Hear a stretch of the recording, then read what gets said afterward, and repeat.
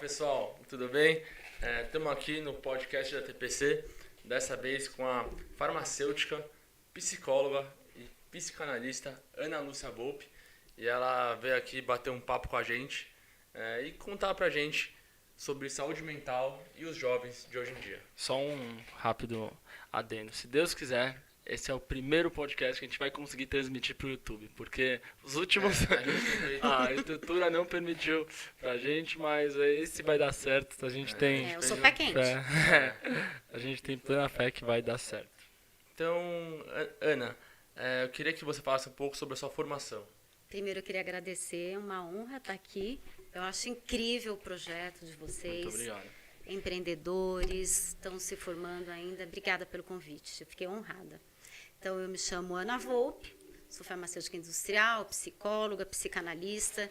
Outra coisa que eu acho muito também, porque eu sou atravessada pelo que a gente vai falar, para tranquilizar os candidatos, esse momento difícil. Eu mesma, obviamente, passei 2 vezes por processo seletivo, não é fácil, né?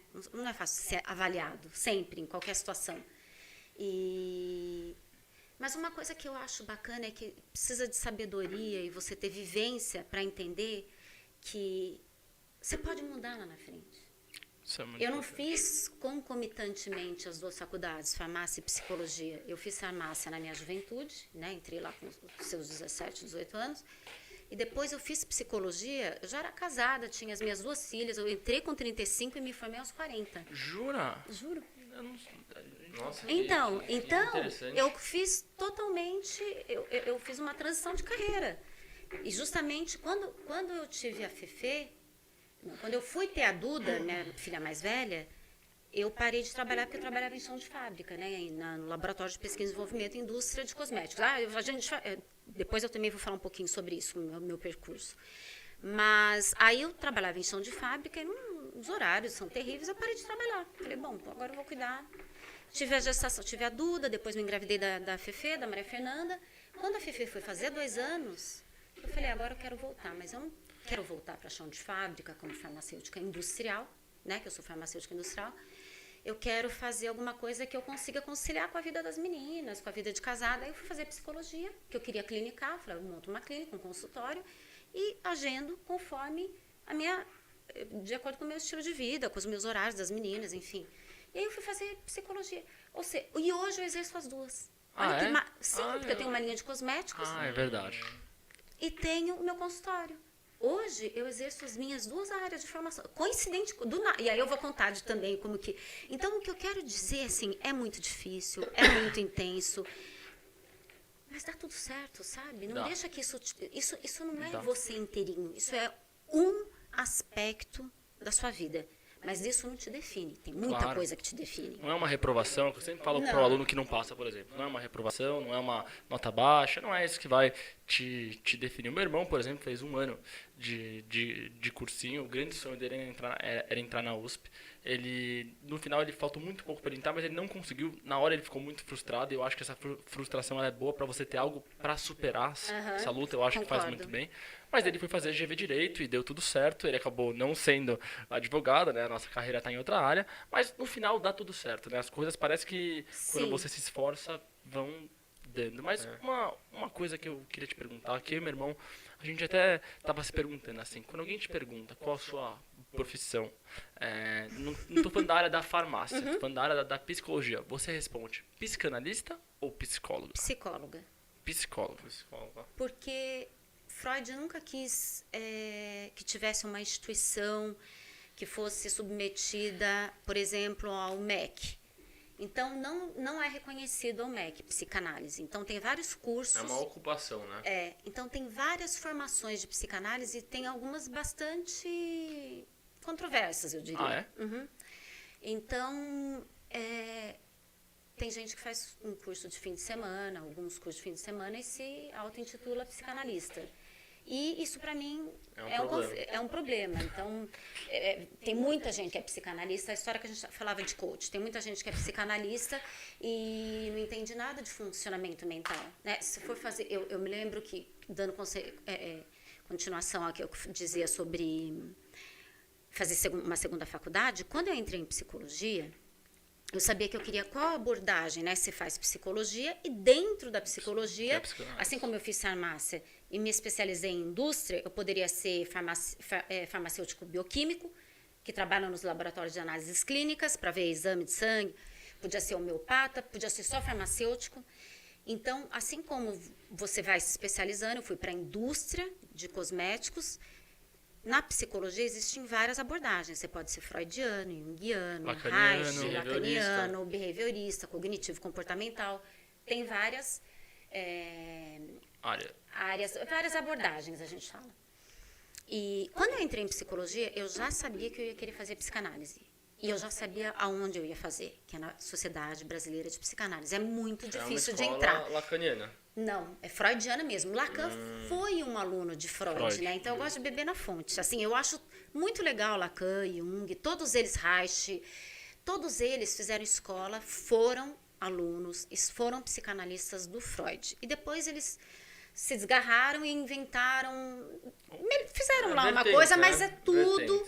Quem é genial, para mim, é Freud. Assim, realmente. Aliás, o pensamento contemporâneo tem um tripé. E é interessante que os três são judeus, né? Que a filosofia que sustenta a sociedade atual é baseada em Freud, Nietzsche e Marx. Né? São três judeus que toda a nossa funcionamento enquanto sociedade se baseia... E alemães. O Freud é austríaco. Austríaco. De Viena. E depois, na guerra, ele migrou para Londres. E, enfim, mas o que eu estava dizendo, eu já sabia que eu queria entrar na Sociedade Brasileira de Psicanálise, que é muito difícil, só entra médico ou psicólogo, e que esteja há 5 anos com clínica. Você não pode se formar e querer entrar. Tem algumas outras raras exceções que entram. Então, tem lá filósofo, eu conheço um físico, mas são pessoas muito geniais, realmente. São as exceções das exceções. É muito difícil entrar. Você tem que fazer análise pessoal com alguém da sociedade, que seja de lá, algum analista da Sociedade Brasileira de Psicanálise, e você tem que ter no mínimo 5 anos de clínica, já clinicando.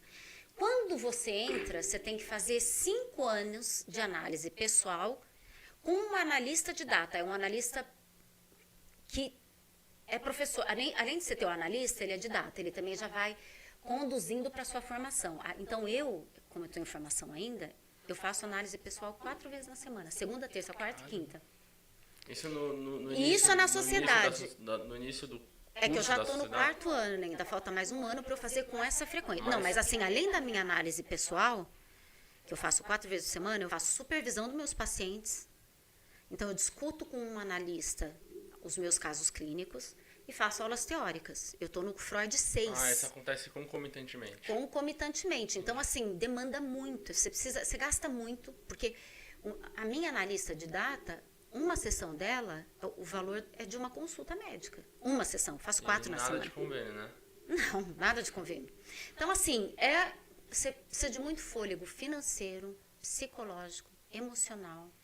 Todo tipo de recurso te demanda na formação. Então, quando eu entrei em psicologia, eu sabia que eu ia querer fazer minha formação na sociedade. E eu me lembro que, assim, logo que eu entrei, eu fui fazer uns cursos no SEDES, que é uma instituição de psicologia bem reconhecida aqui em São Paulo. Como eu já tinha uma faculdade na área da saúde, eu pude ir fazendo uma formação em psicanálise do SEDES. E eu me lembro que muitas amigas que faziam psicologia comigo falavam assim, você já tem uma formação, por que você não tenta entrar na sociedade com o teu diploma de farmacêutico, em vez de você fazer psicologia? Eu falei, então, mas... tem toda uma metodologia, que é o que vocês fazem aqui. Eu não vou sair estudando descabeçada sozinha. Eu vou fazer INSPER. O que cai na prova? Mas você tem uma metodologia, que tem um porquê que você vai fazer tal. Então, lá, eu já tinha feito anatomia em farmácia. Fiz 2 anos de anatomia. Eu tinha um cadáver só meu em farmácia. Mas a equivalência você não conseguiu? Então, eu não quis, porque o enfoque na psicologia, da anatomia, é sistema nervoso central. Então, você pega cérebro, você não pega... Eu não ficava olhando o músculo que eu vou... Teria muita equivalência de matéria. Então, a gente foca muito. Então, se você faz um curso de porque eu fiz tergiversei demais para... Se você faz um curso de psicanálise, mas você não entende de funcionamento, desde a parte corporal da matéria. Você fez só um curso de psicanálise, mas você é advogado. Você não sabe, mas aquele sintoma do Giancarlo, será que é corporal? Será que é a tireoide dele? Ele está com problema de tireoide? Ou isso é sistema nervoso? A pessoa não entende. Então, para mim, assim, como assim uma pessoa não fez anatomia, que é lá no primeiro ano, vai entender como que uma mente funciona. Porque a mente, que é abstrata, ela se apoia no corpo, que é físico, matéria. Enfim, falei muito, fui longe na história. É bom a gente devagar justamente para o pessoal que está assistindo a gente entender sua bagagem e saber que você tem... E converter o pessoal que vai fazer INSPER e não sei o que, já vão querer virar farmacêutico, psicólogo. Não, porque hoje assim, hoje é uma tendência enorme, acho que muito por causa do mercado financeiro, cada vez mais as pessoas elas vão fazer administração, e economia. E direito também. Direito sempre é um curso muito forte. Eles pegam muita galera da engenharia também, né? Sim, o INSPER está crescendo muito nisso, principalmente. Eles já visando o mercado financeiro. Sempre visando o mercado financeiro. É uma tendência enorme no mercado financeiro. Enorme. Então, assim, tem uma homogeneização aí que é algo um pouco complexo, assim, porque as outras profissões acabam ficando um pouco esvaziadas. E medicina, obviamente, medicina vai ser sempre a febre brasileira. Acho que muita gente quer ser médico, assim, sabe? Pelo menos na área da saúde, né? Sim, na área da saúde. Mas a gente foi no Einstein, isso é muito legal, ver como o ensino brasileiro, como um todo, assim, está se evoluindo e muito, assim. A gente lançou uma preparação para a segunda fase do Einstein, né? Que é uma prova oral. É mais complexo que só uma prova oral, que nem o INSPER e a GV fazem. É maravilhosa, assim. E a gente entrou lá, eu e meu irmão, pra fazer umas gravações, ver como é que era. E a gente ficou 20 minutos calados, os dois, assim, pela magnitude. Não, é demais, uma coisa conheço. inacreditável. Parece que você tá em Singapura. Sim. Assim. É um investimento lindo, assim, maravilhoso. Eu já acho, por exemplo, o INSPER maravilhoso. Mas quando eu cheguei lá, eu falei, nossa, tá todo mundo subindo junto. Isso aqui é outro nível, assim. No Einstein não tem faculdade de psicologia, né? Não. Mas só medicina. Eventualmente eles devem... Enfermagem também, né? Tem enfermagem? Eu não sei. E eles vão lançar curso de administração. Lançaram já. Já lançaram esse ano começa. Faz todo sentido. Saúde pública. Saúde pública. Vai ser um negócio de desenvolvimento de saúde muito, muito grande. Assim, eu quero ver se eles vão mais para essa área da psicologia também, que ia ser interessante. Ver o Einstein... E mais uma referência, né? Porque o Einstein é uma chancela, né? Tem um carimbo. Tem uma coisa inacreditável. O hospital escola deles é o Einstein. Tipo assim, Só. É referente. No mundo. É. Você pode ir para qualquer hospital no mundo. Esses aqui do Brasil, esses tops de São Paulo, é outro planeta, né? Eles são a excelência. Né? Essa palavra excelência eu gosto muito. Eu assim, também de pensar adoro. na excelência. Assim, o INSPER, a GV, o Einstein, o Sírio também, não no meio acadêmico, né? Mas são as excelências. E Ana, eu queria saber dos seus pacientes, né? Você acha que a maioria é mais velha, a maioria é jovem? Como que você acha que ocorre esse balanceamento? Meu público vai de 20 a 55. A grande maioria. Eu tenho uma clínica importante, bastante pacientes, e eu te diria que é essa faixa etária. Eu acho que a primeira grande pergunta é o efeito da pandemia. Exatamente. O efeito da pandemia nos pacientes. Depois da pandemia, teve um aumento no número de jovens que você atende, ou até uma diminuição, que também é algo sintomático? Aumentou. O que você acha? Que aumentou muito. E isso foi incrível, e eu fiquei muito no diante dessa tragédia que foi, mas eu coloquei mais crença ainda no que eu faço, porque assim, as pessoas que já estavam em análise, elas tiveram muito mais resiliência para aguentar o tranco. E daí veio muita gente durante a pandemia, e para eles foi muito mais difícil para desenvolver essa casca, né? A gente apanha, vai criando, vai engrossando a pele para ficar resiliente. Que eu acho que tem tudo a ver com o mote principal aqui do nosso encontro, que é falar dessa resiliência que o candidato precisa desenvolver, não só, né, para entrar na... Bom, você é bem-vindo em qualquer faixa etária, mas não só para entrar na faculdade, mas, sobretudo, depois para conseguir emprego. Lá na frente, mais ainda, muita resiliência. Numa batalha, né? E eu acho que o jovem dos primeiros meados do século XXI, ele tá experimentando, acho que é uma era muito nova, assim, né? Então a gente tá numa globalização quase que maluca, né? Tudo é muito rápido, as informações andam de uma forma jamais vista, né? Hoje em dia, todo mundo tem basicamente um computador, né, no próprio bolso, Total. assim, né?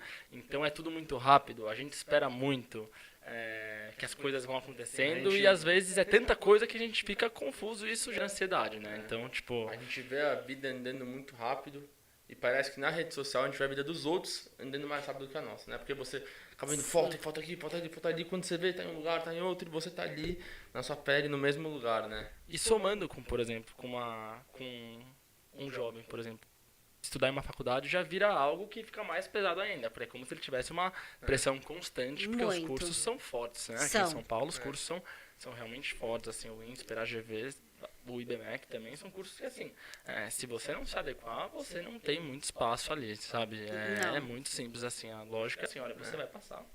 No INSPER, por exemplo, tem uma questão que a gente também vai abordar, que é a DP-linha, né? Eles chamam, é mais ou menos assim. Vamos supor que eu esteja cursando cálculo 1. Eu curso cálculo 1, eu repito a primeira vez. Beleza, você repetiu a primeira vez. Se você repetir na segunda vez, você vai para uma terceira vez. Essa terceira vez eles chamam de DP-linha, ou seja, é a sua última chance. Se você não passar, você é jubilado, em tese desligado da faculdade. Porque não dá para você dar continuidade nas outras matérias se você ainda está preso nessa, que ela é cálculo 1, o nome já fala, né? Ela é pré-requisito para as outras. Então, eu acho que tem que também ter um alinhamento entre expectativa e realidade. Eu acho que já... O que uma pessoa que vai buscar um INSPER espera com relação a isso também? Você percebe? Porque está combinado no contrato quando você entra. Sim. Eu acho justo, eu não acho isso injusto da parte do INSPER. Eu acho que faz sentido, é um silogismo, são duas premissas, é meio básico. Te der uma chance, comum, é muita coisa, demanda. Você não passou uma vez, duas vezes. Eu acho que... O que fez você buscar o INSPER? Né? Não necessariamente isso é o que vai fazer você ser bem-sucedido. Não necessariamente. Se você tem outros focos de interesse, e eu acho justo, eu acho pertinente, eu quero fazer engenharia, mas eu prezo por ter tantas horas de atividade física por dia, eu gosto de fazer um voluntariado, eu gosto de viajar de fim de semana, eu gosto de surfar, you name it. É justo. Toca pau. Eu acho que isso também é, sabe? Nossa, eu tenho que entrar de qualquer jeito e tem que ser lá. Então tem que combinar. Exatamente. Tudo tem o ônus e o bônus. Mas eu não acho que tem que... Eu fiz INSPER depois de fazer psicologia. Eu não acho que você tem que fazer o INSPER para ser um baita... sei lá o quê, qual formação que você vai fazer lá. Então, eu acho que tem muita comparação, tem muita glamorização, tem muita nome, branding envolvido, muitas outras coisas. Eu acho que isso tem a ver também com o que o João falava. É muita aceleração, Acho que falta um pouquinho de autoconhecimento. Você buscar o que é importante para você. Os alunos. E você vai ser mais feliz se você colocar na conta.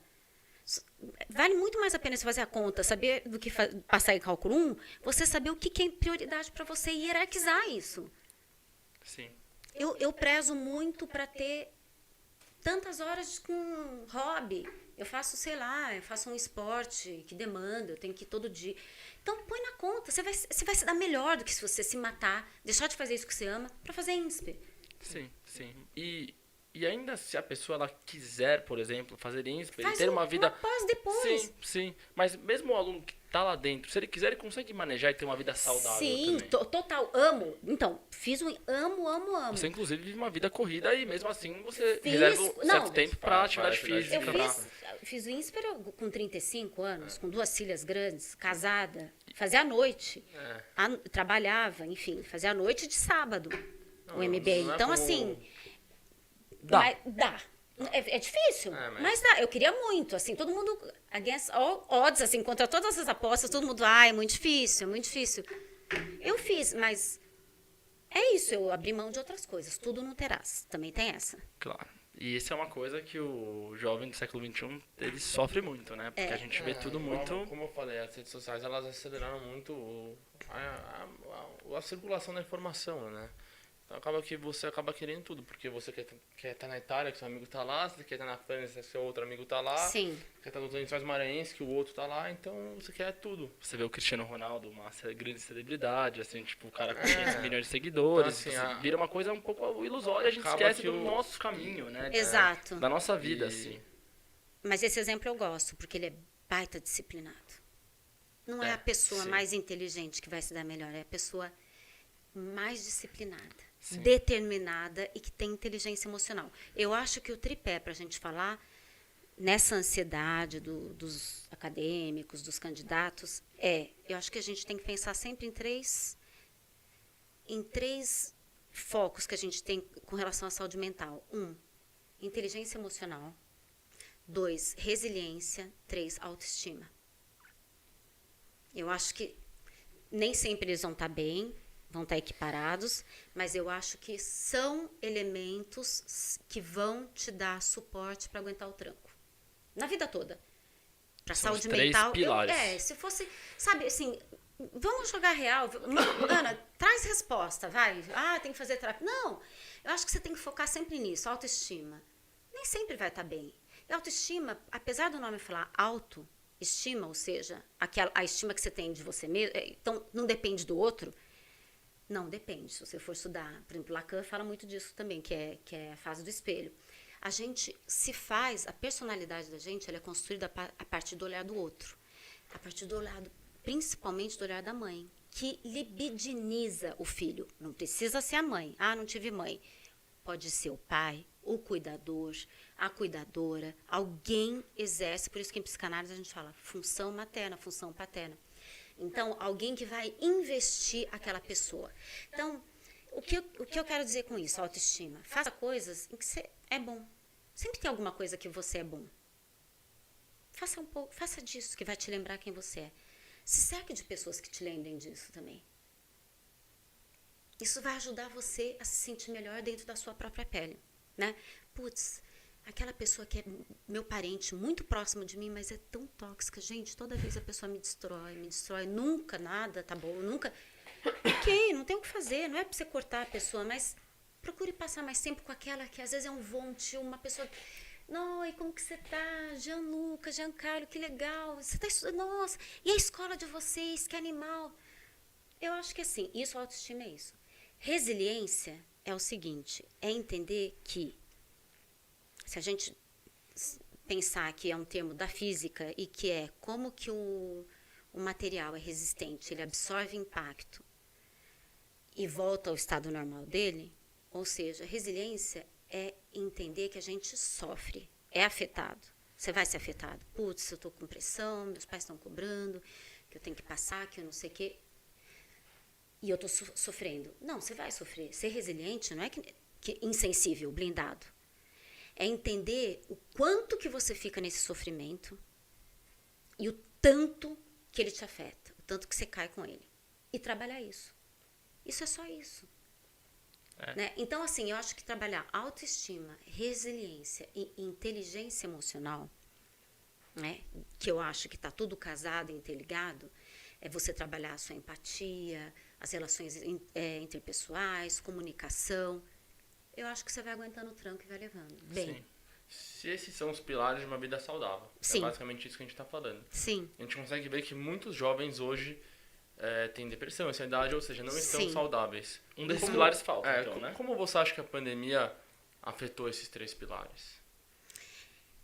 Primeiro que assim, a gente se deparou com uma questão que é central na existência humana, que é a morte, muito de perto. Então, o medo, né? O medo, ele já mina tudo isso, assim. Eu acho que os 3 ficaram... E o isolamento. A gente sobreviveu enquanto espécie porque a gente entendeu muito rapidamente que a gente tinha que se unir. Porque tinha feras enormes, tinha leão, tinha lá no Neandertal, então eles começaram a entender que se eles não se unissem, eles não tinham como ser mais fortes que os bichos que existiam, que as intempéries que eles não sabiam de onde que vinham, vinha chuva, vinha raio, vinha trovão, frio, a neve, e daqui a pouco um bicho, o que será que é tudo isso? E eles entenderam que se eles se unissem, eles sobreviveriam. Então a gente somos seres grupais. E a gente foi forçado a se isolar. Então foi muito triste. Foi muito duro. Você mina tudo isso. Você não tinha contato com o outro. Então, a autoestima é isso. Alguém que te valida, que te olha, olhar, que sustenta, né? Então, eu acho que o isolamento minou muito, sabe? E a perspectiva, o tempo inteiro, a lembrança de que você pode morrer. Se você pegar, no começo, não tinha... né? E a gente vê, ai, fulano era novo, era não sei o que, morreu. Então, eu acho que isso foi muito triste o que a gente viveu. Para vocês, jovens, foi horrível. Eu tenho filha da idade, né, a Duda da idade de vocês, foi muito duro, muito duro. Foi muito duro, assim. Inclusive, uma das coisas que marcou muito eu e meu irmão é que a moça que trabalha na casa dos nossos pais, ela perdeu o filho e o marido. Ela perdeu o filho e o marido, um negócio muito triste, mas eu acho que... De Covid, né? E eu acho que mais um exemplo de grandíssima resiliência, assim, sabe? Ela continua trabalhando e fazendo as coisas. Eu acho que é claro que tem a questão da elaboração, que é muito mais complicada que isso, né? Você conseguir transformar uma morte em talvez lembranças boas, ressignificar, talvez demore mais, mas a força de vontade de tentar elaborar e tentar sair por cima, eu acho que eu nunca vi em ninguém assim na minha vida. Você captou muito, sobre isso. Acho que é disso que a gente está falando. É uma coisa até bonita de se ver, assim, a força de vontade. Inspirador, assim. né? Eu acho que se todo mundo carregasse essa resiliência, que pode ser desenvolvida, né? Pode. Isso é muito importante a gente falar. Né? Pode ser desenvolvida. Não é porque uma pessoa, ela acha que não consegue tomar pancada da vida, né? Pancada da vida que ela não vai conseguir se desenvolver e andando. Eu acho que muitas vezes é um pouco raro, né? A gente vê uma pessoa que não nasce nem um pouco resiliente, não quer nada com nada, e de repente ela se desenvolve muito e se transforma numa pessoa resiliente. Mas existem muitos casos. Tem alunos que a gente conhece que fizeram colégios muito fracos, nunca ligaram pra nada, não tentaram entrar em boas faculdades, só que aí entrou numa faculdade mais ou menos. Aí, aí quis mudar. Aí quando viu, tava numa ótima faculdade. Quando viu, tava trabalhando numa empresa ótima. Aí a vida do cara... Exato. Com base nessa resiliência, né, que a gente tá falando aqui. Sim. E eu acho que isso entra em uma coisa muito importante, essa questão de resiliência, dos 3 pilares, né? A questão do vestibular é uma questão muito complicada aqui no Brasil, né? Porque, querendo ou não, o nosso sistema... Bom, acho que a primeira premissa é falar que a gente vive em um país muito pobre, né? E desigual, assim, sabe? A nossa educação pública é terrível, assim, salvo algumas exceções. Menos ensino superior, né? Menos ensino superior, mas a educação pública de base, né? Então, ensino fundamental 1, fundamental 2, ensino médio público são horríveis, né? Sim. São pífios, são muito ruins, assim. E tem vários colégios particulares que os que estão mais abaixo, tem colégios que não são bons, assim, né? E isso é uma questão muito complicada, assim, né? Porque a gente entra injusto, né? nessa questão, só que aí qual que é o ideal do vestibular? Vamos tentar deixar a coisa a mais meritocrática possível, assim, né? Só que o que acaba sendo é que você basicamente tem 1 ou 2 dias para se provar. Né? Você tem 1 ou 2 dias para passar na prova que você tanto quer. Né? Que todo mundo... Exato. E eu acho que assim, como que a gente consegue a gente passar volta por cima disso? Voltando nos conceitos que a gente já falou. A gente volta nisso. Eu acho que aqui é um diferencial vocês. Eu acho que isso tem que ser trabalhado também. Tem um psicanalista pós-freudiano da escola de Freud que se chama Wilfred Bion. Ele é mais contemporâneo. Eu gosto muito dele. Já morreu, foi um médico psicanalista inglês. E ele falava de uma coisa que eu acho muito bacana. Ele coloca um conceito que chama turbulência emocional. E para desenvolver esse conceito, ele usa uma experiência pessoal que é da guerra na Europa, né? Então, ele fala o seguinte, eu vou usar dessa metáfora que eu acho que vai ajudar aqui os nossos alunos. ele usa, eu vou usar uma metáfora, vou ilustrar com a seguinte cena que todo mundo... Ser piloto em céu de brigadeiro é fácil, tá aí o piloto automático que prova isso.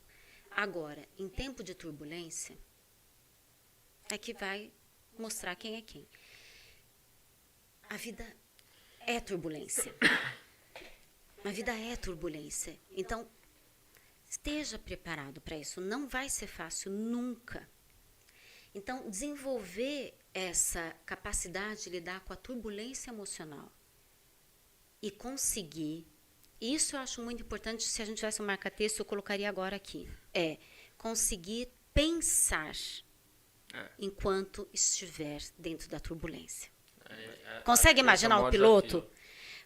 Pancadaria, batendo de tudo quanto é lado, o avião lotado, e você tem que ter a habilidade de continuar pensando. Sim. Mesmo. Sim. Então, eu acho que é isso. E, de novo, como que ele pode desenvolver isso? Às vezes tem um ambiente familiar complicado, os pais estão... Pós-pandemia, né? Pós-pandemia, e também, está difícil de pagar o cursinho. Nunca é smooth, né? Nunca é suave, é turbulento.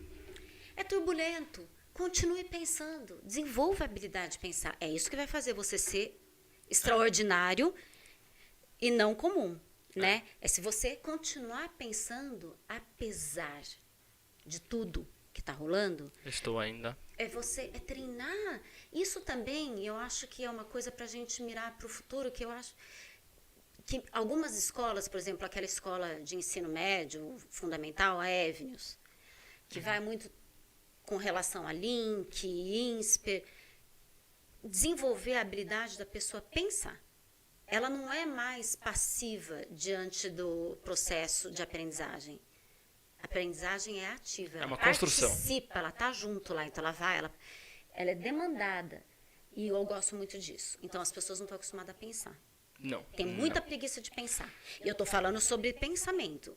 Você está na turbulência, mas você precisa ter a habilidade de desenvolver com criatividade uma saída nova para aquele desafio. Porque nunca o desafio se repete. Hoje você teve que fazer um corre para pagar uma conta aqui, outra ali, chama o pintor, nossa, ela vai chegar, como que vai ser? É sempre. Não é uma fórmula, né? Cada hora são você caminhos então diferentes. vai usando a sua criatividade. Agora, para ter criatividade, que eu vou casar com o que você falava, Gianluca, tem que ter espaço. Se você está com a mente cheia, o útero materno, se o útero fosse um órgão que não fosse oco, se ele fosse preenchido, não teria espaço para a vida. Ele tem que ser oco, é um espaço de criação. Para você criar uma vida nova, tem que estar vazio. Então, se você fica o tempo inteiro no Zap, na internet, no TikTok, Instagram, e aquilo, né? Esse que tem timeline que vai assim, gente, isso daí, você passa horas. Então, se você está com a mente preenchida, você não tem espaço para você criar, nem pensar. Então, tá aí uma grande chance de você fracassar. Isso é muito simples, isso é matemática de padeiro, né? O tempo que você vai deixar para ter ociosidade, para você, por exemplo, esse fato da gente devagar, né? Devagar, ficar, esse sonhar acordado é um processo muito importante mental. Então, você ficar um pouco no vazio, no silêncio, sabe, ficar com você, ler alguma coisa, isso ajuda muito. Sim. Faz sentido? Faz. E eu acho, assim, uma coisa muito forte, assim, isso que você falou, sabe? O que a gente tenta aqui fazer, acho que ele até já te falou, é a questão que nunca foi feito antes, é muito raro você ver algum colégio. Claro que tem colégios, por exemplo, Santa Cruz faz isso, mas a questão da individualização do aluno, sabe? Da verdadeira individualização. Sabe? No sentido de acompanhar o aluno, ir caso a caso, tentar entender o que está acontecendo, tentar entender como a gente pode melhorar, porque assim, apesar de hoje nós também sermos um cursinho, nós começamos com uma escola de aulas particulares, Sim, né? Então nós começamos de indivíduo, de aula para uma pessoa ou para duas pessoas. E a partir disso você começa a criar ótimas experiências de conhecer o aluno e falar com os pais, e fazer reunião com o pai, ver como ele está, tentar entender as frustrações também, que isso é importante também, porque às vezes, obviamente, o que eu acho que a melhor pessoa para fazer isso é um psicólogo, mas muitos não vão em psicólogo, então acaba sobrando um pouco pra gente, que acaba tentando ajudar. A gente tem aluno que, sabe, tem depressão, tem um monte de coisa, Sim. toma 3, 4 remédios, diz que não tem um psicólogo. Que não tem um psicólogo, tem Não só um psicólogo, psiquiatra. Tem um psiquiatra, mas não tem um atendimento semanal de um psicólogo, um psicanalista. Para entender um tudo aquilo, né? terapeuta. Para Não pensar. tem. Porque E aí acaba virando uma masmorra e quem acaba virando o terapeuta dele é ele mesmo. Ou vocês. ou a gente. É ele mesmo, só que aí é o pior terapeuta que tem, né? Porque é o terapeuta que também é a vítima. Então o negócio exato. vira uma distorção enorme e o quadro ele vai piorando até o ponto que o aluno ele fica disfuncional e aí ele não passa no vestibular, depois que ele não passa... Reclama com o cursinho. Reclama com o cursinho, aí ele... Entra no IBMEC, que é um pouco mais fácil de entrar, aí ele reprova o semestre. Não aguenta no IBMEC, aí ele vai pra outra... Aí ele vai pra uma faculdade ali, não faz, quando vê, ele tem 30 anos, não fez nada da vida, ficou a vida inteira jogado no sofá e a vida tá passando, né? Correndo. Mas tem um assunto que eu queria perguntar, que é às vezes até um tabu para algumas pessoas. Eu não tenho problema de falar para ninguém isso. Eu sou uma pessoa que desde criança eu nunca gostei de maconha, assim, sempre tive uma... Eu sempre odiei, assim, para ser muito sincero. Mas muitos jovens, principalmente jovens que estudam, eles gostam, assim. Qual que é a sua visão sobre o efeito da maconha do uso recreativo? Não estamos falando do uso medicinal, tá? Não quero abordar a questão do uso medicinal, porque acho que é algo muito Vira óbvio, outro né? assunto. É outro assunto e é outra questão. Sim. Eu quero dizer do uso recreativo, tanto para alunos ou pessoas que já têm um quadro de ansiedade ou de depressão. O que você acha, assim? Eu acho que depende da quantidade. Eu vou ser bem honesta. Da frequência que a pessoa faz uso dessa recreação. A partir do momento que ela usa todo dia, não é mais recreativo. É diário, praticamente, né? Vira outra coisa. Então, diferente do uso medicinal, que a gente isola uma molécula que tem um benefício, tem vários benefícios, o uso recreativo você tem o THC, que é psicoativo. Então, vai ter o CBD, que vai provocar o relaxamento, tudo mais, mas tem o THC, que é psicoativo. Que é o que te deixa chapadão, né? O THC. Então, eu acho que a maconha é recreativa, desde que seja bem, como tudo na vida, né? Eu não vou fazer apologia, não, Claro. Longe disso, mas o que é defina recreativo? Aí é uma questão muito complicada, né? Porque... O que é recreativo para você não é para mim, né? Assim, para mim, recreativo é beber álcool. Álcool é uma droga que não sei o que é pior e é lista. Sim. O que é recreativo para você? Exato. Toma uma tacinha todo dia? É que tem uma diferença que eu acho que, assim, talvez o lado bom da maconha, mas que depois vira o lado ruim. Porque, assim, a maconha é uma droga que até onde eu saiba, tirando em casos, sabe, de esquizofrenia, etc., é uma droga que não vai te fazer morrer, assim, certo? Você não vai ter câncer, você não vai ter cirrose, você não vai ter nada, assim, você só vai queimar neurônios, certo? E isso acaba dando uma certa noção de como se, tipo um pouco do Rivotril, sabe? Rivotril não faz muito mal, tipo, maconha não faz muito mal, né, porque eu fumo, não sinto ressaca no outro dia, não sinto nada, só que ao invés da pessoa entender isso, ela acaba transformando em algo muito mais recorrente do que a bebida, por exemplo, que no outro dia você passa mal. Sim. Sabe?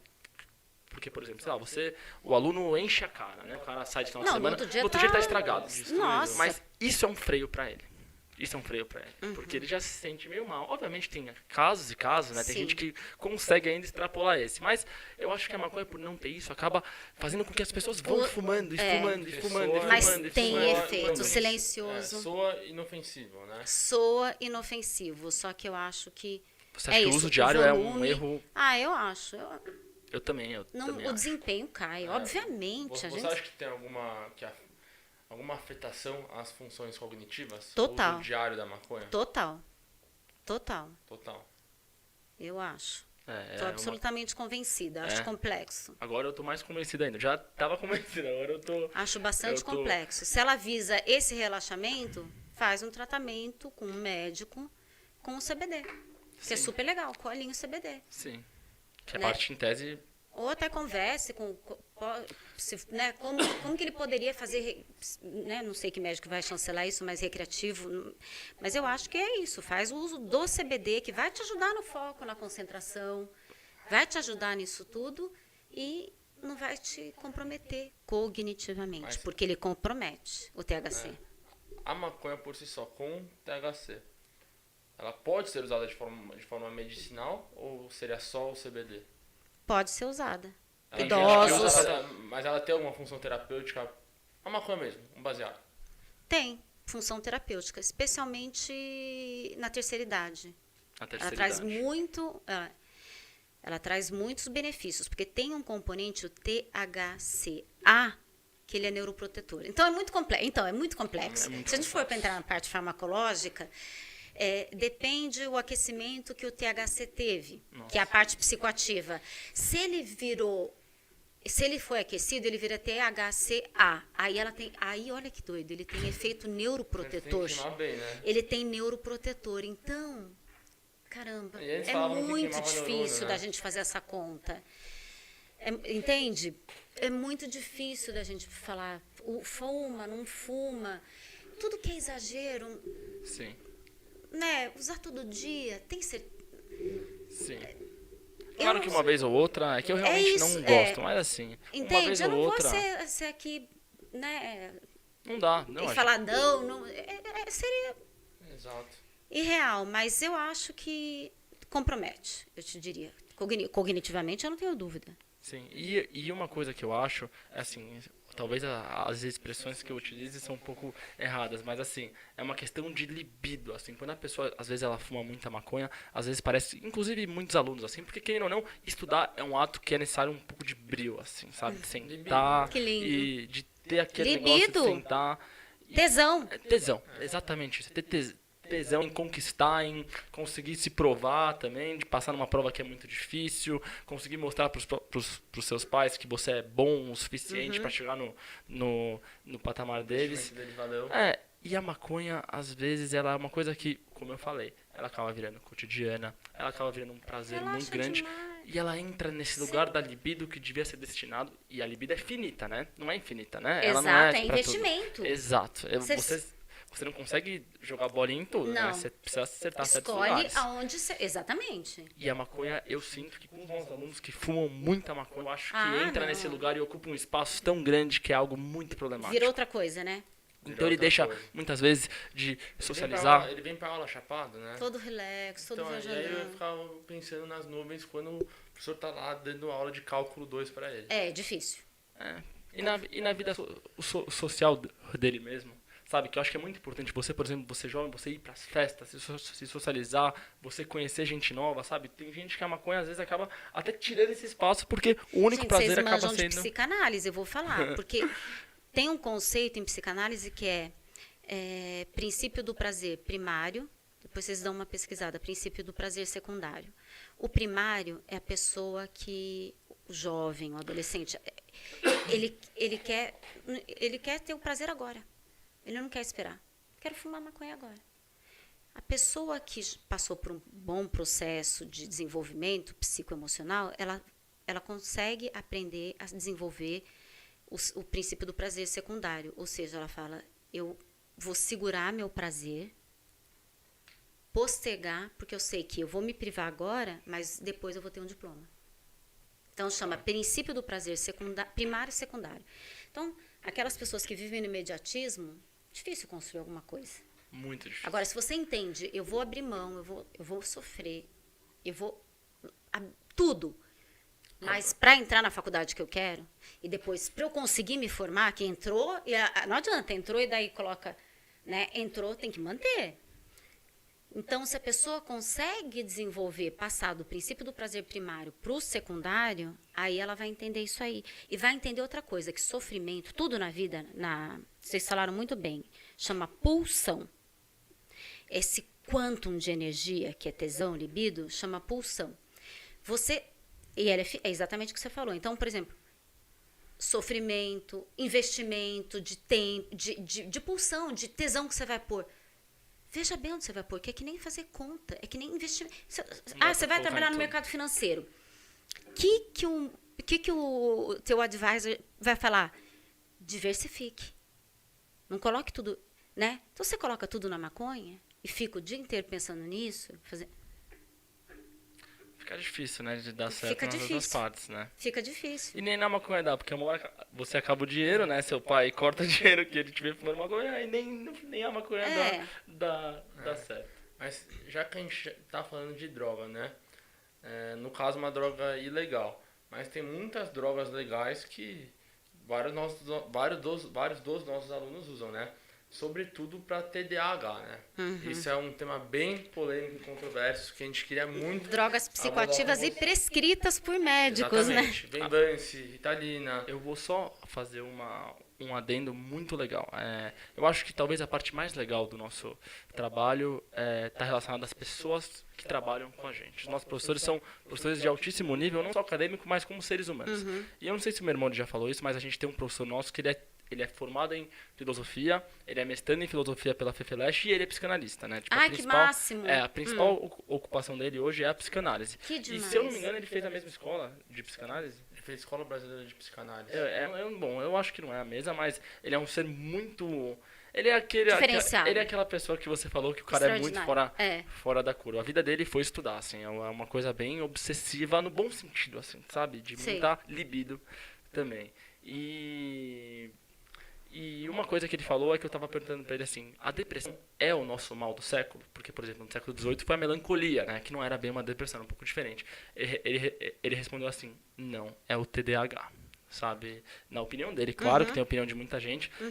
E isso me fez pensar muito, né? Porque a gente começou a pensar nos nossos alunos. E é impressionante o número de alunos que eles falam que tem TDAH e que provavelmente foram diagnosticados com TDAH. Mas chega a ser um pouco estranho, assim. E a gente queria saber a opinião de alguém da saúde pra gente entender se realmente existe uma epidemia, né, de TDAH ou se existe uma espécie de forçação de barra, eu não sei. Eu acho que tem um exagero. Tô Você- absolutamente convencida. Você acha que tem um exagero? Até porque eu acho que assim, engraçado. Hoje eu já atendi uma paciente que é médica e toma Ritalina, Venvance. E hoje a gente falava sobre isso, e o que tem em ter esse diagnóstico? Se você é uma pessoa que consegue fazer várias coisas, ela conclui as tarefas. Então, eu não sou muito ligada em teste, em você chancelar alguém com uma coisa, colocar um diagnóstico, a pessoa fica muito sugestionada com aquilo. E submissa, às vezes, Eu ao acho- diagnóstico. A né? gente falava sobre isso, sobre personalidades, as diferentes personalidades. E se você é uma pessoa multitask? Sim. E daí alguém resolveu falar que você tem déficit de atenção e hiperatividade. Então, eu não me atenho muito no diagnóstico, assim. Eu acho que tem um exagero. Eu acho que tem um exagero da indústria farmacêutica para vender. Da indústria farmacêutica. E daí os médicos ganham com isso, todo mundo ganha, todo mundo fica feliz. E, sabe, você tem um traço de caráter, de personalidade, que você é uma pessoa que é curiosa, a tua atenção flutua um pouco mais, sabe? Existe também, né, É normal, né? existe um espectro, né? Mas assim, desde esse comecinho, do branco ao preto, a pessoa está aqui no começo e já está medicando, Sim. percebe? Sim. Muito antes do que seria o recomendável, dentro da ética mesmo. Então, eu Sim. acredito que tem uma supervalorização disso, e a pessoa adora. Porque toda patologia, a pessoa tem um ganho secundário. Eu tenho... Então, ela já pôs ali a muleta dela, e ela já que, se eu não passar, é por causa do quê? Ela tem como se vitimizar. Jeito bom de lidar com as culpa. frustrações, né? Então, eu em psicanálise, a gente não trabalha com culpa, se trabalha com responsabilidade. Não existe culpa. Eu errei, como que eu posso eu cheguei atrasada aqui, como que eu posso me responsabilizar? Eu posso ficar um pouco... Adianta se eu passar 15 minutos, vocês podem eu posso ficar mais 15 minutos, eu posso me responsabilizar. Não adianta eu ficar, ai, desculpa, tira... Não é isso. Então, a pessoa também ela adorou receber um diagnóstico. Ela toma o remédio, se ela não passar, ela tem onde botar a culpa dela, ela não precisa se responsabilizar. Isso é a coisa que a gente mais percebe. Não é? Percebe que faz sentido? O médico que prescreve tem paciente, ele tem que voltar para pedir receita. A indústria farmacêutica ama. Gente, os pais estão tranquilos porque ele está medicado, eu cuidei. O médico falou. Todo mundo está combinado. É como se fosse um acerto, né? Agora, vai fazer a psicologia, vai fazer a psicanálise, entender o que é isso, como que eu faço, eu sou muito ativo, eu tenho que estar, como que eu dou vazão para isso, vou fazer um esporte, como que eu compenso isso? Dá mais trabalho, né? E o mais complicado é que as próprias drogas que eles fizeram já são uma recompensa, né? Pro medicado, né? Porque assim, são drogas estimulantes. Você pega o Venvance, por exemplo. É muito forte, né? Ou não? É uma espécie de anfetamina. É uma droga fortíssima. Então o cara se sente também energizado. Entra na linha tênue entre o que é recreativo e o que é medicinal. A gente conhece muita Vira gente outra coisa. entre os jovens que usam Venvance pra ir pra festa. Não tem TDAH, não tem nada. Usam pra estudar também, o que já não é legal. Sim. Mas também pra passar na prova, eu vou tomar daqui até o vestibular. Mas usam também como se fosse uma espécie de êxtase, né? Numas festas, com bebida, um negócio sem pé nem cabeça. Por quê? Porque normalizaram esse remédio do TDAH como se fosse algo homogeneizado, como se todo mundo tivesse, fosse tudo bem. E essa forçação de barra tá dando resultados muito ruins. Eu vou falar uma coisa, eu acho uma sacanagem o que as pessoas fazem com o Rivotril e eu vou explicar o porquê assim. Obviamente, você entende muito mais que eu, mas eu vou chegar no ponto e no contraponto, né?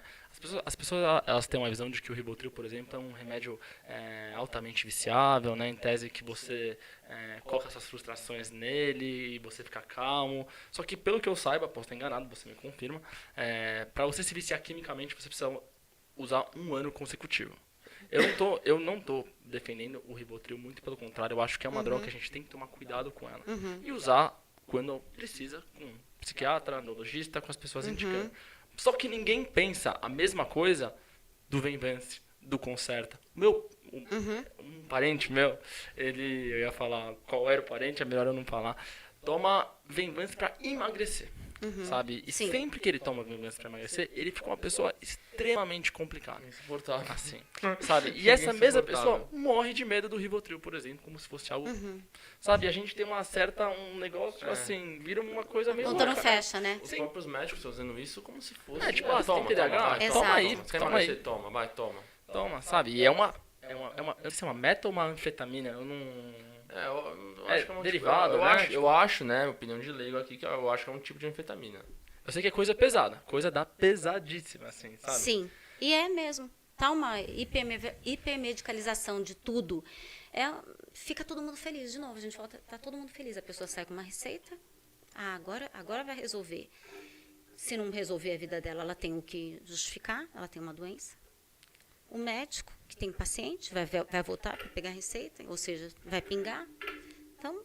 É o ciclo anti-frustração, né? Tipo, você faz de tudo pra você não ficar triste. Se tudo na minha vida der errado, deu por alguém. Mas exercitar de novo, que a gente estava falando. Eu acredito que... A minha avó falava assim, que a gente tem que ser tipo efeito chantilly. E vocês vão saber, porque assim, a nata, se você bate bastante, ela vira chantilly. Então, minha avó fala, tem que ser igual a chantilly. Quanto mais bate, mais cresce. A gente tem que formar casca. A vida é dura e é injusta. A vida é difícil, gente. A vida então, é injusta. O que aquontece? A pessoa não tolera a frustração. Aí voltamos para a etapa 1. Volta para a primeira casa do jogo. Volta para aquele pilar que eu falei. Resiliência. Você vai levar porrada. Ser resiliente não é que você não vai levar porrada. Vai levar. Mas você vai conseguir voltar ao seu estado normal. De homeostase. Você vai voltar. Então, as pessoas não querem... Eu postei agora, eu quero ver quantos likes tiveram. Quanto não sei o quê. Quero tomar o remédio, sentir na hora. Eu quero fazer o cursinho, passa. Intolerância à frustração. Né? Então, intolerância à frustração. Então, a medicação te deixa apazigua, nivela tudo, fica tudo... E é impressionante como os próprios pais dos alunos, eles lidam um pouco assim. Então, por exemplo, a gente tem um aluno aqui que ele tem uma história um pouco complicada, um quadro de depressão até um pouco forte, teve uma crise de despersonalização, assim. E ele, por exemplo, ele ficou 2 anos de cursinho, não conseguiu passar nem no INSPER nem na GV, porque não estudava, tá? É uma pessoa inteligente, que se sentar e estudar, tem uma cabeça muito boa, principalmente nas matérias que envolvem cálculos. Então, tipo, em cálculo 1, cálculo 2, ele é maravilhoso, assim. Que incrível isso que você está falando. Mas, e aí, por exemplo, ele foi pra faculdade, ele reprovou o primeiro semestre, né? E aí o pai dele, ele começou a fazer aula com a gente, o pai dele me ligou e falou, é o seguinte, se o meu filho ele não passar nesse semestre, eu vou tirar ele da faculdade. Porque eu vou tirar, basicamente, porque essa é a minha forma de castigo pra ele, eu vou tirar. E eu cheguei pra ele e falei, olha, eu acho que você tem que matricular ele em mais um curso, porque aí ele vai sentir o que é, porque você não pode dar as coisas tão fácil assim, porque senão você não se frustra, certo? Dele, no fundo, ele já não quer fazer nada. Exato. Então ele não vai fazer nada. Agora, a partir do ponto que ele tem mais uma frustração, sabe? Por exemplo, eu fui tão mal que meu pai pegou e me colocou mais uma pra eu me sentir mal, agora eu tenho 2, sabe? Tipo, eu acho que até os pais, assim, acabam coadunando um pouco, sabe? Né? Sim. Putz, ele não tem culpa, ele tem TDAH, mas por isso que não deu certo. É uma cadeia, né? Então você vê que os próprios pais foram afetados pela pandemia também. E aí viram que os filhos foram afetados, aí vira uma cadeia de... Mas você vê que a pessoa tem inteligência cognitiva e intelectual. Você sabe que Gardner é um psicólogo que desenvolveu aquela tese de inteligências múltiplas, que a gente são no mínimo 7, são muito mais. Então, ele tem inteligência, esse caso que vocês estão falando, tem inteligência cognitivo-racional, mas não tem emocional. E você vê que não é um hábito desenvolvido em casa. De conversar, né? Que você falou assim, ele te calcula, ele arrasa, ele tudo. Só que ele não, a hora que ele não conseguia administrar. Né? O emocional dele. Então, eu acho que são temas que vocês, de vez em quando, colocarem na grade de vocês. Alguma coisa voltada à saúde mental, uma dinâmica legal, trazer alguém legal da área da psicologia, e que fizesse dinâmicas, algumas coisas gostosas, bem lúdicas, bem desencanadas, mas que envolvesse a pessoa, colocasse para refletir um texto bacana, um filme. Sim. Sabe? Alguma coisa que desse insight, que dessa ferramenta, no sentido de caminharmos para os 3 pilares de não ficar só no intelectual. Se você foca... Então, de novo, se você foca só nesse, você vai ter que, em detrimento de alguém, vai estar pagando a conta, né? As outras inteligências, você entende? Não vai dar para você andar com tudo se você focar demais numa. Sim, e inclusive para as pessoas que são muito boas nessa, então a gente conhece... Aí ela vai no automático. Sim, mas tem um lado ruim disso também, porque às vezes se a pessoa ela é muito inteligente, mas a gente conhece muita gente que é de mestrado e doutorado, que o cara é assim, num nível... Sabe, pessoas muito inteligentes, o cara entra no mestrado em economia que é muito difícil, o cara vai pro doutorado em economia que é muito difícil, e o cara carrega uma timidez dentro dele que ele não consegue se relacionar, sabe, pra dar aula, que o cara, pra ele dar aula é baba, porque tá dando aula de cálculo 1, sendo que no doutorado ele vê matérias 1 zilhão de vezes mais difíceis, sabe, e ele não consegue se relacionar e não desenvolve, né? E ele não consegue com que o aluno se engaje, sabe, então acaba virando um negócio meio... complicado, assim. Me surgiu outro pensamento aqui, né? Sobre os remédios antidepressivos, né? Cada vez mais a gente vê que o Lexapro, o Zoloft, são remédios que são muito, muito, muito usados pelos jovens. Aparece muito aqui? Muito. Qual a porcentagem? Estatisticamente? Entre as meninas, eu chuto que é mais de 50%. Acho que do público de vocês? Feminino. Do público e no feminino. Geral? É que o homem tem mais tabu com isso. Não abre então, tanto, assim, né? As meninas falam mais. As meninas falam mais, assim. O que eu percebo é que, assim, eu sinto que o homem, os meninos, né? Quando eles estão usando é que a situação tá realmente muito embaixo, pra sabe? chegar nisso já As tem que cair meninas muito. Porque tem esse tabu, aquela casca de, não, é frescura, é isso, aquilo. Não é frescura, né? Essa é a nas meninas, isso já é... Principalmente o Lexapro, é sempre o Lexapro. É impressionante, assim, a gente quer saber a sua opinião sobre esse uso, né? Do TDAH, todo mundo entrou no consenso que a gente acha ruim, não ruim, né? Mas a gente acha meio exagerado. Agora, no antidepressivo, levando em conta a pandemia, todos os outros aspectos, a própria medicação em si, o que você acha? De novo, tem que ser muito bem medicado, né? É uma maravilha os antidepressivos hoje, que você vive uma vida absolutamente normal, mas eu acho que a régua ficou muito baixa. A régua ficou muito baixa. É aquilo de novo do espectro, sabe? Estão dando logo aqui ainda. Eu acho que a régua está muito baixa aqui. Você está dando, assim, um quadro de depressão. É uma depressão, sabe? A pessoa está com um fundo mais depressivo. Já sai medicando. Então, eu acho que está muito... E esse público, né? Porque quem vocês atendem... Então, tá ocupando o lugar de outras coisas. De afeto, de lazer, de autoconhecimento, quem eu sou, identitário, quem que eu sou, quem que eu quero ser. Será que vou fazer isso aqui porque meus pais que querem, a projeção deles em mim, expectativa que todo mundo colocou, minha família inteira está esperando que eu entre, que eu não sei o quê. Então, eu acho que essa depressão não necessariamente é medicamentosa. Você pode estar no estado depressivo. Vai ver quem pode te ajudar com relação. Às vezes um amigo, às vezes uma atividade. Nossa, vamos começar a caminhar e vai com uma pessoa. Às vezes uma boa conversa é terapêutica. Às vezes um hábito de fazer alguma coisa, sei lá, assistir um filme, séries, seguir alguém inspirador e que fale, professor de filosofia ou de literatura, é terapêutico às vezes. Sim. Então, eu acho que a régua ficou muito baixa para qualquer medicação. Mentais em geral. Prescrição, mas aqui para vocês, você vê que a estatística é alta porque é o público, né? Sim, que tem acesso. E vai, né? Não, então vai tratar, então vai não sei o quê, então faz fono, então faz psicólogo, então vai no psiquiatra, então vai na academia e tal. Então, assim, o dinheiro não é escasso, né? Então, o dinheiro não é escasso... É um perfil, assim, faz parte da aceitação do grupo, né? Você tá normal, você tem que ter psiquiatra, cool. Sim. E uma coisa, mais uma vez, voltando nos assuntos, né? Que a gente delimitou alguns alicerces da nossa conversa e a gente vai relembrando deles, né? A gente falou que, por exemplo, hoje ninguém gosta de pensar, né? Só que pensar é elaborar os seus problemas, né? E eu tava falando com uma pessoa que é muito importante pra mim, ela tava me falando de um problema dela, um problema muito sério. Assim, ela falou, olha, será que algum dia eu vou parar de pensar nisso?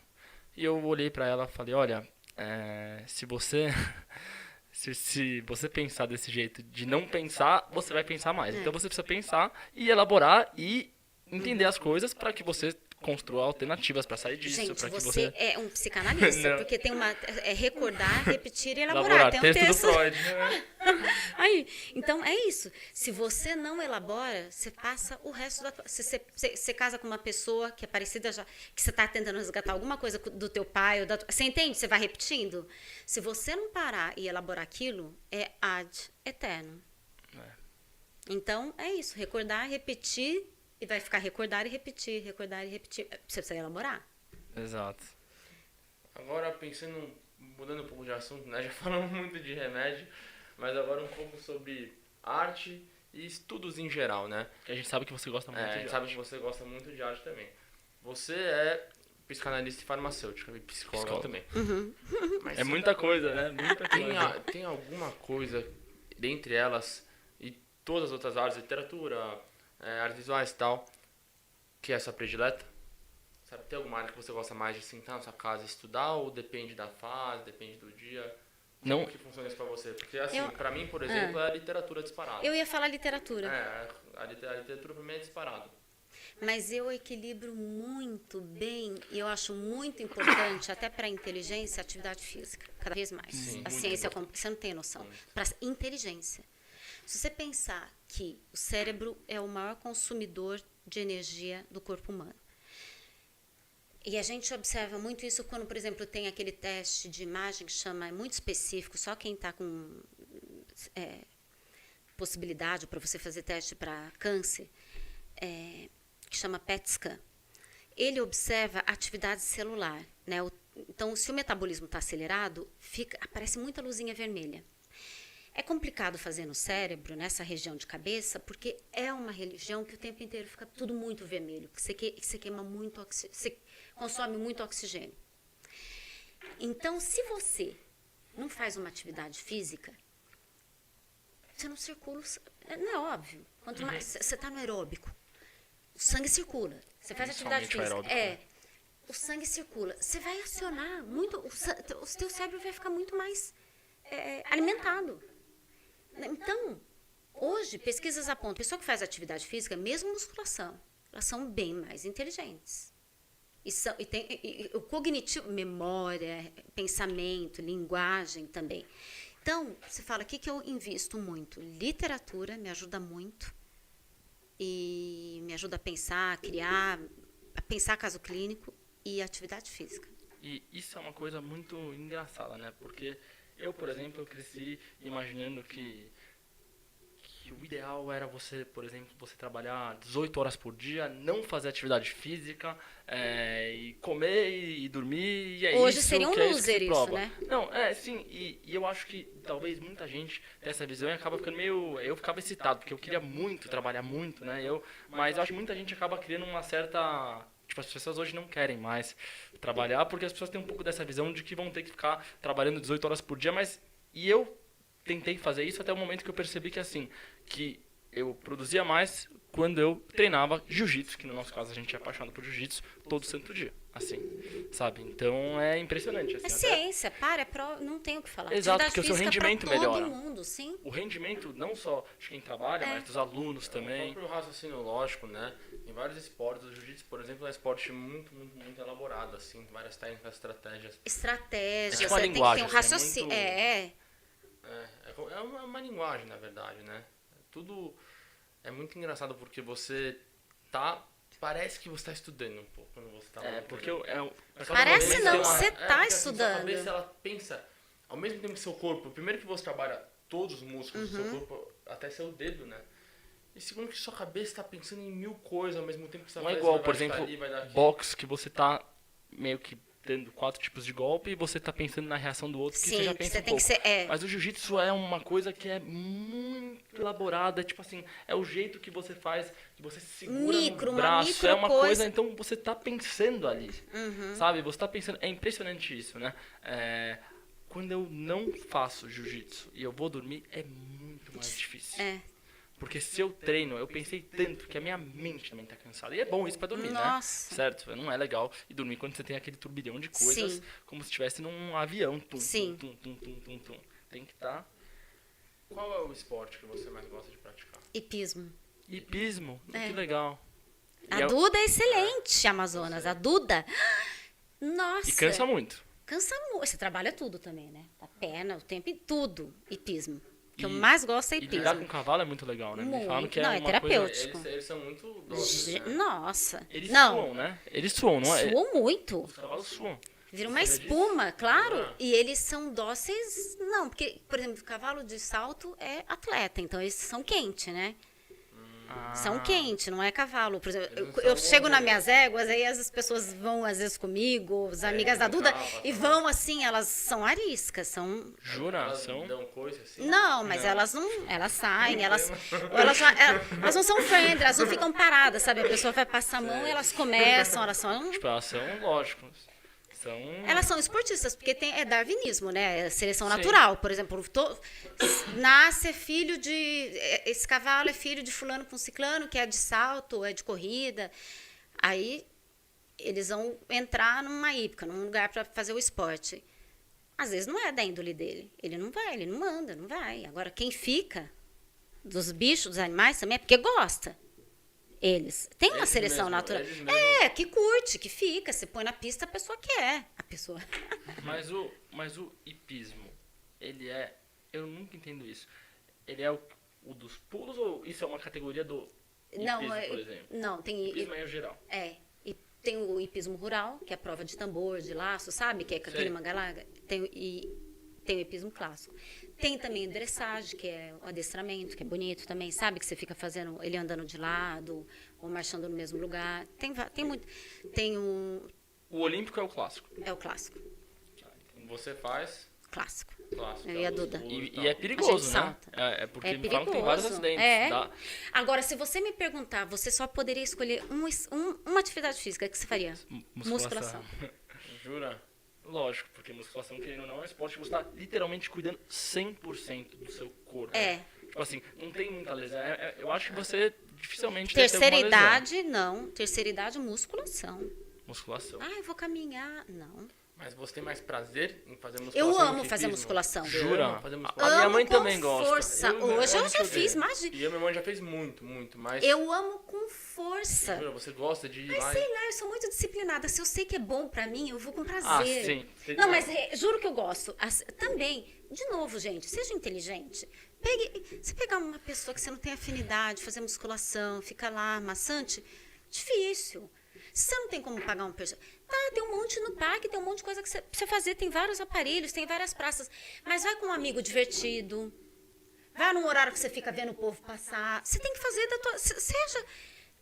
Faça alguma coisa que seja sedutora para você, não maçante. Eu me achei, eu tenho um personal que a gente chora. Hoje, a gente acabou a aula, eu tinha horário e a gente falando.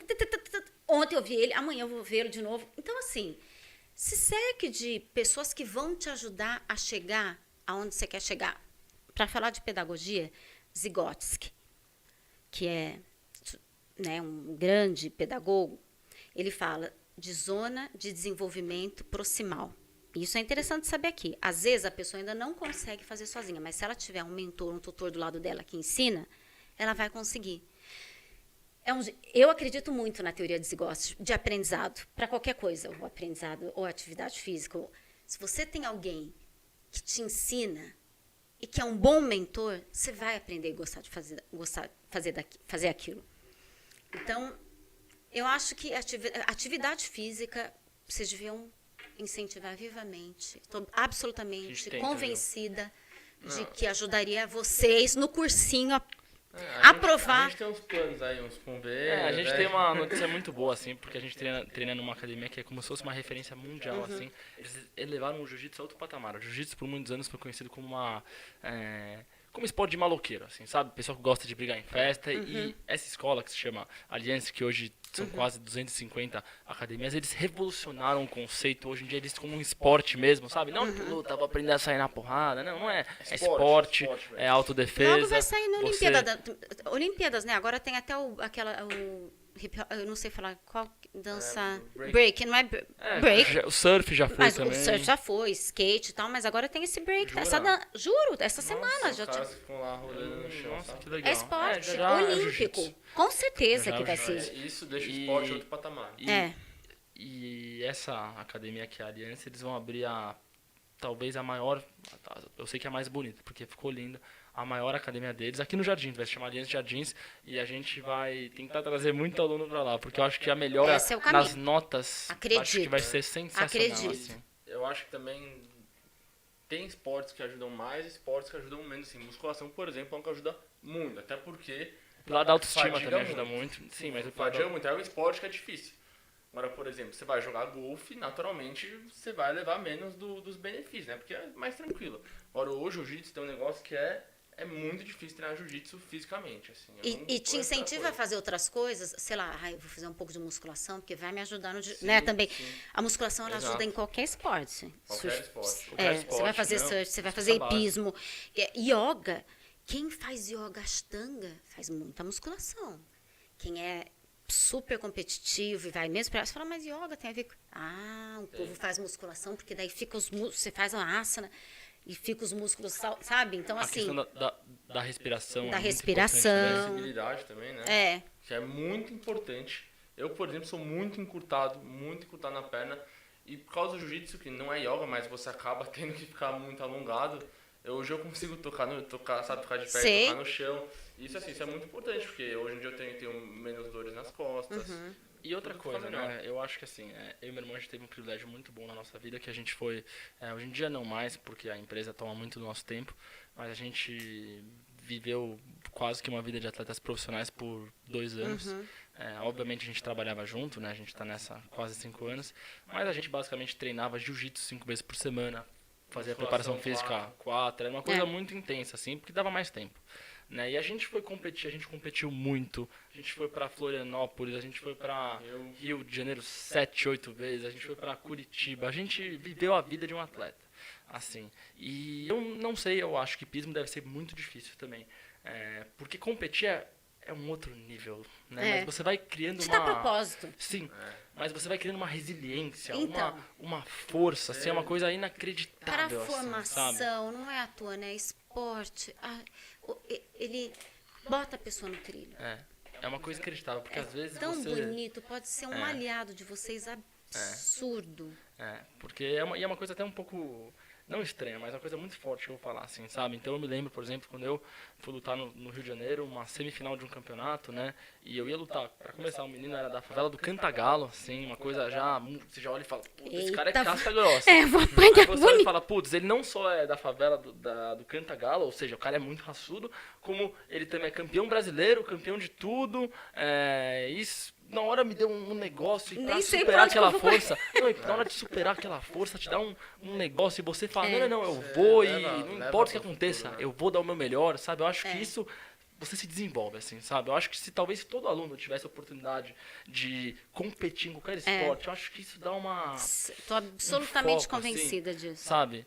E outra coisa também, quando você está competindo, é que eu não sei se o pismo chega nesse nível de cansaço, mas quando você sente uma vontade de quase que vomitar, sua pressão cai, você quase desmaia, realmente é muito forte, mas você cria uma força de vontade que você pega e fala assim, putz, isso é fácil perto disso. Cria casca, a chantilly bate, mas cresce. Sabe? Tipo, isso é muito, na nossa vida foi muito forte. Quantas vezes você pratica hipismo por semana, assim? Hipismo mais é complicado difícil, né? porque eu vou só de final de semana. Mas eu faço 2 horas de atividade física todos os dias, dia da semana. Faço 2 horas. 1 hora de musculação e depois Aeróbico? yoga e aeróbico. Aeróbico, geralmente, corrida. Eu Corrida faço menos, escada, porque eu comecei o montanhismo, né? Eu fiz eu fiz um cume. Eu quero fazer os 7 cumes, que são os 7 pontos mais altos de cada continente. Eu já fiz o africano, eu subi o Kilimanjaro ano passado. Jura? Eu quero terminar Nossa, no deve Everest. Se eu vou, não sei, eu estou curtindo o Processo. o processo todo. Então para mim, o melhor aeróbico é a escada. E deve ser o que mais cansa. Você subiu o Kilimanjaro. Subi. E agora a próxima parada é... Aconcagua. Concagua. Aonde é? Que eu sou meio leigo. Mendoza, na Argentina. Que é o ponto mais alto do continente sul-americano. Depois Nossa. tem... É perigoso ou é tranquilo? Não, alta montanha sempre é muito perigoso, né? Primeiro que você dorme você não tem alojamento, não tem nada. Você dorme em barraca. Já é perrengue, né? Não toma banho. Nossa. Não tem E banho, quantos não dias tem banheiro. O Kilimanjaro 11 dias sem tomar banho. É raiz. Subindo, sem tomar banho, com a roupa toda de poeira. Eu achava que jiu-jitsu era difícil. É, difícil. Em grupo de quantas pessoas? Esse grupo que eu fui, nós éramos em 8 expedicionários que pagaram, né, para subir, e eram 48 porters, ou sherpas, né, que são os carregadores, os que montam e desmontam as barracas, cozinheiro, toda a equipe. Nossa, então eles devem manjar muito também, porque... Muito frio? Muito frio. Toda alta montanha, algumas pessoas falam 4.500, outras 5.000 metros de altitude. O Kilimanjaro tem 5.900, 6.000. É muito frio, muito frio. Já é altitude de cruzeiro. 6.000. E aí a mais alta é o Everest, né? A mais alta, 8.600 é o Everest. E aí já... Não é a mais difícil. Qual que é mais difícil? O K2, que fica também nos Himalaias, né? O K2 é um pouco friendly. Manaslu também é muito difícil. Mas aí já é perigosíssimo. Assim, É perigoso, não é tão alto. É perigoso porque o recorte, a geografia da montanha é muito propícia para avalanche, para... E aí o pessoal costuma escalar turisticamente ou geralmente não, é só esporte. Não tem como. Não tem, é muito difícil. É muito difícil que você tem que você tem que usar o crampon, que é aquela bota que tem, sabe aqueles ferrinhos que você entra na neve assim? Você tem que saber escalar, tem que usar cadeirinha. Não, é muito difícil. Não, a pessoa tem que ter todo um treinamento. É difícil. E além da escada que você faz na academia, você também tem um treinamento... Específico? Não, não tem treinamento específico. Só subir montanha. Eu comecei para pagar uma promessa de um irmão, de uma sobrinha minha. E aí ele falou assim, eu só quero pagar a promessa, você vai comigo? Eu falei, vou. Para fazer uma alta montanha. Ele queria fazer o acampamento baixo do Everest. Aí eu falei, não, mas e se a gente quiser um dia fazer cume? Porque eu sou zoiuda. Então, porque é isso.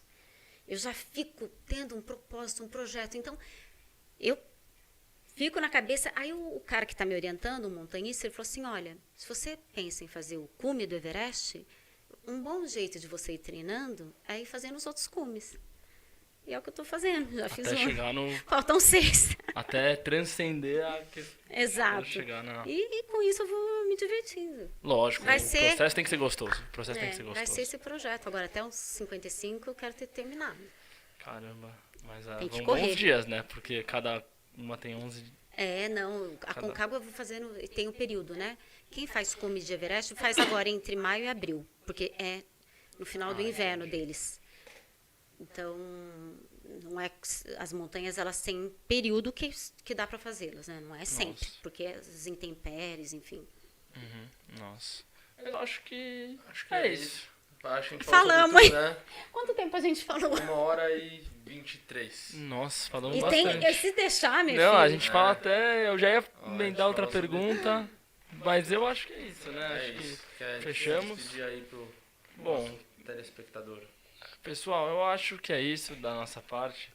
Tá tudo... O papo foi muito bom. Acho que a gente ficaria aqui falando mais 3 dias, assim, porque é tanta coisa pra falar e você vai falando de assuntos e assuntos e assuntos. Mas acho interessante assim, né? É. Fala de um ano, fala de outro, fala de outro. melhor do que todo mundo ficar quieto sem ter o que falar. Não, a gente não corre esse risco, nós não três corre aqui. esse risco. Então acho que é isso, pessoal. Obrigado aí. Espero que todo mundo tenha gostado bastante. Obrigada, Tá bom? adorei o convite. Obrigada, meninos. Bom, fechou.